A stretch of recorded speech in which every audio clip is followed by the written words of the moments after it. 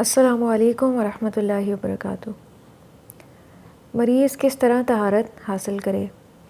مریض کے لیے واجب ہے کہ پانی سے طہارت حاصل کرے، حدث اصغر کی صورت میں وضو اور حدث اکبر کی صورت میں غسل کرے۔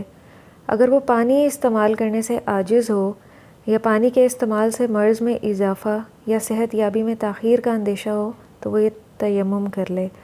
تیمم کی کیفیت یہ ہے کہ اپنے دونوں ہاتھوں کو ایک بار پاک زمین پر مارے جہاں مٹی ہو، اور پھر دونوں ہاتھوں سے اپنے پورے چہرے کا مسح کر لے، اور پھر ایک ہاتھ کو دوسرے ہاتھ کی پشت پر پھیر کر مسح کر لے۔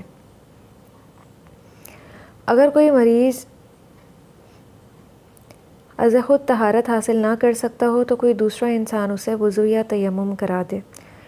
اگر بعض اعضائے طہارت میں زخم ہو اور پانی سے دھونے میں نقصان کا اندیشہ ہو تو زخم پر مسح کر لے، یعنی ہاتھ کو پانی سے تر کر کے زخم پر پھیر لے، اور اگر اس سے بھی نقصان کا اندیشہ ہو تو تیمم کر لے۔ تیمم دیوار کے ساتھ بھی کرنا جائز ہے، اور ہر اس پاک چیز کے ساتھ بھی جس پر غبار ہو، اور اگر دیوار پر کوئی ایسی چیز لگی ہو جس کا جنس زمین سے تعلق نہ رکھتا ہو، مطلب اس پہ غبار نہ ہو، تو پھر اس سے تیمم جائز نہیں ہے۔ جب زمین سے یا دیوار سے یا کسی ایسی چیز سے تیمم کرنا ممکن نہ ہو تو پھر کسی رومال یا برتن وغیرہ میں مٹی رکھ کر اس سے تیمم کر لیا جائے۔ جب آدمی ایک نماز کے لیے تیمم کر لے اور دوسری نماز کے وقت تک وہ بحالت طہارت میں رہے تو وہ پہلے تیمم ہی سے نماز پڑھ لے۔ دوسری نماز کے لیے اسے دوبارہ تیمم کرنے کی ضرورت نہیں، کیونکہ وہ ابھی تک طہارت پر قائم ہے، اور ایسی کوئی بات واقع نہیں ہوئی جو اس کی طہارت کو ختم کر دے۔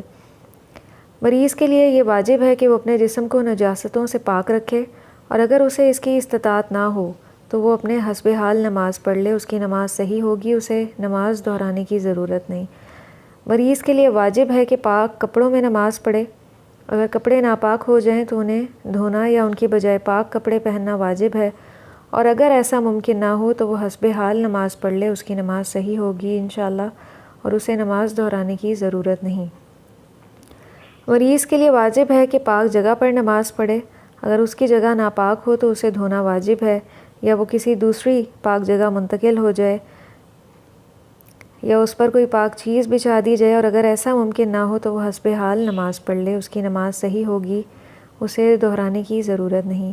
مریض کے لیے جائز نہیں کہ طہارت سے عاجزی کی وجہ سے نماز کو اس کے وقت سے مؤخر کرے، بلکہ مقدور بھر طہارت حاصل کر کے نماز کو بر وقت ادا کرنے کی کوشش کرے۔